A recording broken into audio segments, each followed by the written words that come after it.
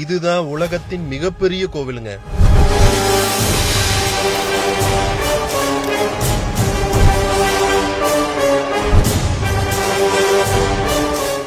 இந்த இடத்துக்குள்ள நுழையும் போதே ஒரு மாதிரி புல்லரிச்சது. கிட்டத்தட்ட 400 ஏக்கர்ல இந்த கோயிலை கட்டுறதுக்கு மட்டும் 35 வருஷம் ஆயிருக்கான். அப்ப இதை சுத்தி பாக்குறதுக்கு எவ்வளவு டைமும் கால்வலியும் வரும்னு யோசிச்சு பாருங்க. பட் அது எதுவுமே உங்களுக்கு தெரியாது. ஏன்னா இங்க பாக்குற ஒவ்வொரு விஷயத்தை பார்த்து பிரமிப்பா இருக்கும். இதை கட்டினது சோழ மன்னர் தான், பல்லவ மன்னர் தான் பல கதைகள் இருந்தாலும், ஆனா இதை கட்டினது காமர் கிங்கான 2ஆம் சூரியவர்மன் தான். தமிழ் மன்னர்களும் தமிழர்களும் இங்க வணிகம் பண்ணனால தமிழர்களுடைய பாரம்பரியம், அந்த கட்டிடக்கலையோட தாக்கம் தான் இது தமிழர்களால கட்டப்பட்டுச்சுன்னு சொல்லப்படுது.